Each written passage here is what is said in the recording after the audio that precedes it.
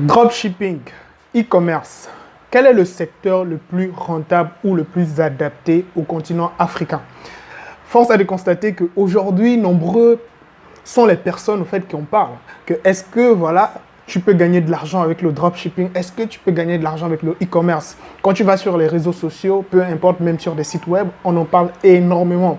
Est-ce que tu peux gagner de l'argent plus facilement avec le e-commerce ou tu peux gagner au fait plus facilement de l'argent avec du dropshipping? Quelle est la difficulté? Parce qu'on en parle régulièrement. Je ne vais pas citer le nom de certaines personnes, mais tu sais très bien de qui je parle. Cette personne parle énormément donc de dropshipping. Cette personne dit que voilà, tu peux gagner énormément d'argent avec le dropshipping. Alors, dans cette vidéo, je vais te faire cette petite analyse entre le dropshipping et le e-commerce, comment faire la différence et quels sont les avantages et les inconvénients qui existent au fait dans ces deux secteurs d'activité. Mais avant de continuer, donc si tu aimes ce genre de contenu, donc partage-moi d'abord, tu me lâches un like donc pour m'encourager, d'accord? C'est le plus grand sponsor que j'ai actuellement. Ensuite, n'hésite pas à t'abonner si tu es nouveau sur la chaîne, d'accord? N'oublie pas aussi la cloche de notification. Je te souhaite la bienvenue sur la famille. Mais avant de continuer, j'ai un petit sondage à faire rapidement. Alors, je voulais te laisser une petite question. J'aimerais vraiment avoir ton point de vue et sois vraiment sincère avec toi et envers moi. Alors, si on te propose ces liasses de billets, d'accord, et cet ouvrage, entre cette liasse de billets et cet ouvrage, que choisirais-tu? D'accord? Laisse-le moi dans la barre des commentaires maintenant. Donc, plus tôt tu répondras, plus vite je pourrai voir ton commentaire et rentrer en contact avec toi. Et nous pourrons en discuter longuement et c'est très très important. Donc, entre la liasse de billets, ça, et cet ouvrage, quel est ton choix? D'accord? À toi de jouer. C'est quoi au fait le e-commerce? C'est quoi donc le dropshipping? Alors, dans un premier temps, je vais au moins déjà te donner la définition rapidement au fait du e-commerce. Le e-commerce, au fait, comme tu l'entends, c'est du commerce en ligne, d'accord? Donc, c'est un secteur qui te permettra au fait de te générer des revenus juste en vendant des produits sur un site web. Tu peux faire au fait tout ce qui est vente, achat. Aujourd'hui, tout se fait en ligne. Tu sais très bien que nous avons maintenant la possibilité de tout faire en ligne. C'est plus comme auparavant où tu étais obligé de te déplacer pour aller dans un magasin physique pour faire tes achats. Donc aujourd'hui, tu peux faire tout en ligne. Il suffit que voilà, tu as une carte bancaire pour pouvoir donc régler en ligne ou soit voilà, régler par exemple à la livraison. Donc j'en parlerai tout à l'heure. Par contre, le dropshipping, ce qui est assez différent avec le dropshipping, c'est que disons que c'est pareil comme le e-commerce, sauf que celui-là, tu n'as pas besoin en fait donc d'héberger ou de stocker des produits physiques. Alors donc beaucoup de personnes m'ont demandé mais lequel fonctionne au fait sur le continent africain. Donc reste bien jusqu'à la fin de cette vidéo. Je t'explique d'abord dans un premier temps le capital qui est nécessaire. D'accord? Alors quand tu te lances par exemple dans le e-commerce, tu peux te lancer avec banalement disons 500 000 francs. D'accord, 500 à 1 million de francs CFA, tu peux te lancer rapidement dans du e-commerce. Pourquoi? Je connais beaucoup de personnes qui ont commencé très très bas avec le e-commerce. Ils ont commencé avec quelques produits. Donc, tu commandes ces produits au niveau donc, de AliExpress parce que Alibaba, c'est des produits en gros, d'accord? C'est en grosse quantité. Par contre, sur AliExpress, tu peux au fait donc acheter des produits donc en petite quantité, donc en détail. Donc, avec ce petit capital, tu peux déjà commencer à te lancer dans le e-commerce. Par contre, au niveau donc du dropshipping, il te faut un capital assez conséquent. Parce que le dropshipping, sincèrement parlant, cela demande beaucoup d'efforts parce que déjà, le marché, il est presque saturé. Il y a énormément donc, de personnes qui font le dropshipping, pas forcément en Afrique, mais plus en Europe parce que c'est un secteur d'activité ou un business qui est plus adapté aux réalités donc, du continent européen ou bien en Occident. Je t'expliquerai ultérieurement pourquoi je le dis. D'accord? Secondo, il faut aussi comprendre qu'avant de te lancer dans le e-commerce ou dans le dropshipping, une formation est nécessaire. Elle est requise. Donc, pour que tu puisses vraiment te lancer dans ce secteur d'activité, il faut que tu aies des compétences qui te permettront au fait donc de pouvoir développer, au fait donc, voilà, par exemple, ton business personnel que tu as une stratégie bien prédéfinie, tu as une technique marketing qui te permet vraiment de te développer parce que les formations, au fait, ici, sur le continent, Moi, je connais énormément d'entrepreneurs. Je prépare déjà un live par rapport à ça. Donc, une spécialiste dans le e-commerce et aussi un autre spécialiste dans le dropshipping. Donc, eux, ils pourront, au fait, donc, dans leur live, ils pourront te donner, au fait, quelques techniques, quelques informations qui te permettront peut-être personnellement, toi aussi, de te lancer.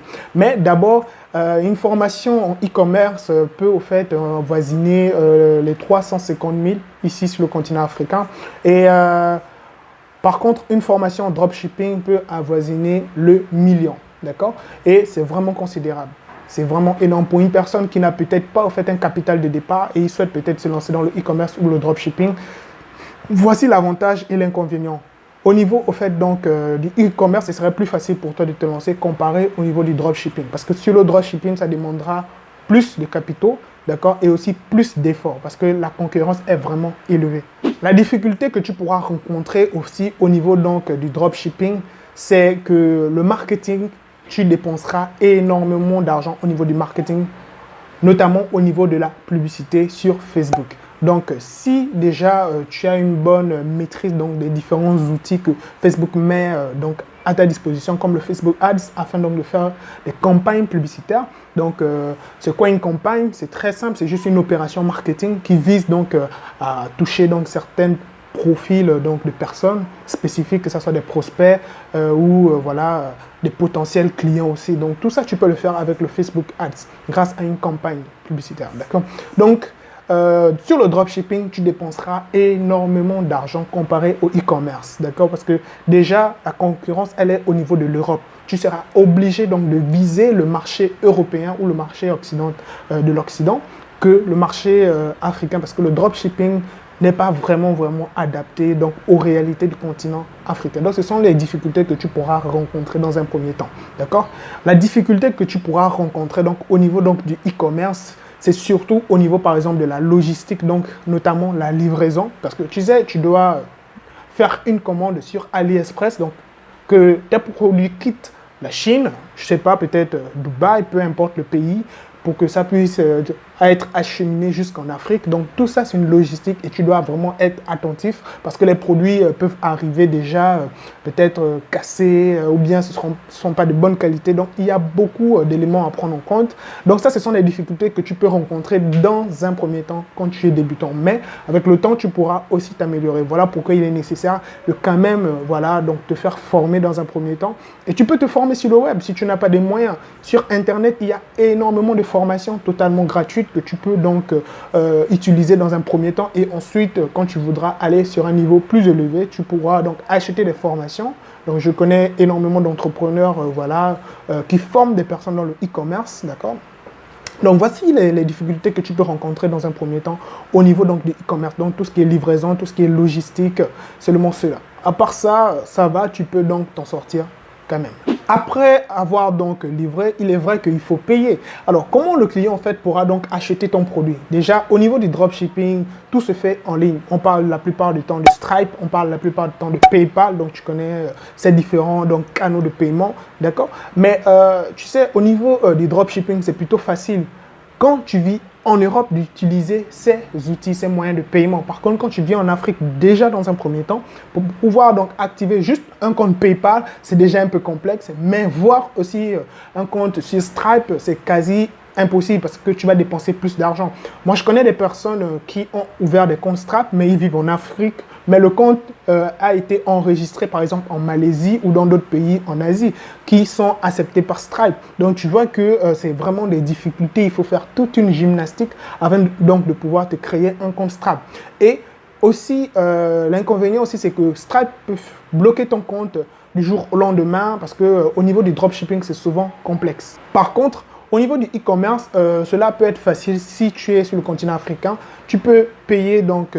le client peut payer à la livraison, d'accord? Donc, c'est-à-dire, moi, la plupart des sites e-commerce que j'ai créés pour des clients, ils payent à la livraison, d'accord? Donc, tu payes à la livraison ou encore, tu peux donc installer donc l'API, d'accord, de certains moyens de paiement. Ici, tu peux utiliser celui de Orange Money, Paydunia. Donc, il y a énormément d'API que tu peux utiliser qui sont adaptés donc, voilà, aux moyens de paiement sur le continent africain, plus précisément donc, au niveau des pays francophones. Donc, tu vois que cela peut fonctionner avec le e-commerce et c'est vraiment pertinent.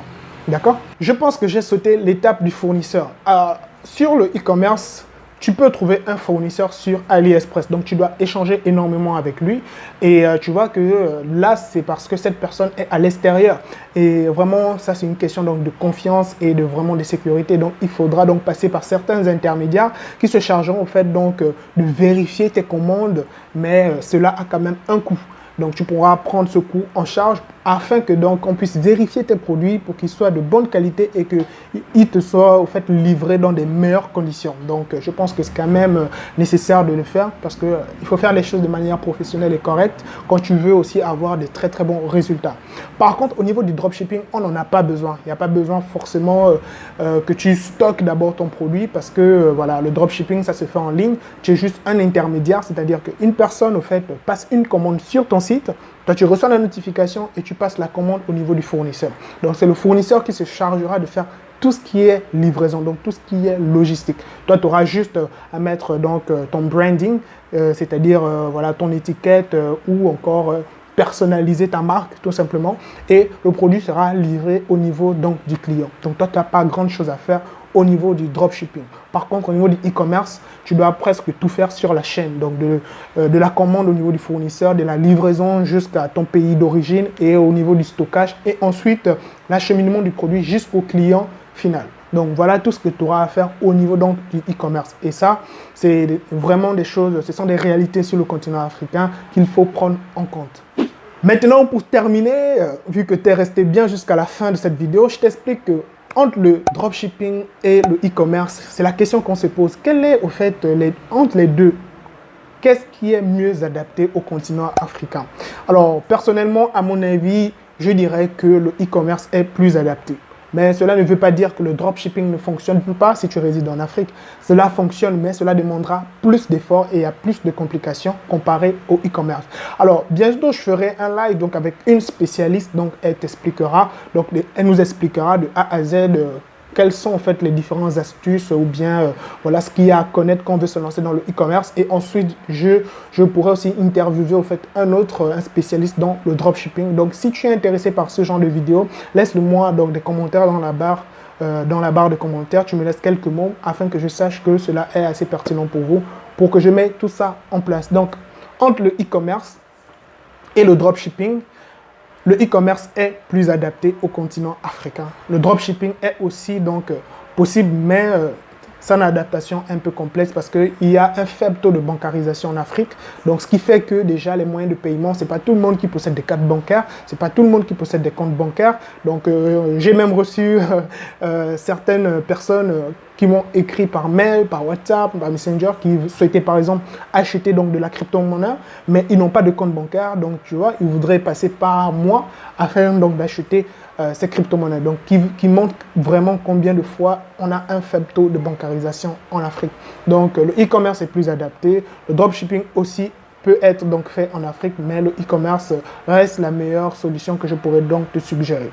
Alors, donc, dis-moi en commentaire, selon toi, quel est au fait entre les deux secteurs d'activité le plus adapté pour toi. D'accord? Dis-le-moi dans la barre donc, de commentaires. Alors, lâche-moi aussi un like. Donc, si le contenu t'a plu, si ça t'a apporté une certaine valeur ajoutée, d'accord? N'oublie pas de t'abonner si tu es nouveau. Bienvenue dans la famille, d'accord? Sur ce, moi, je te souhaite un excellent succès. Avec moi, ou sans moi, au thème. Blessé.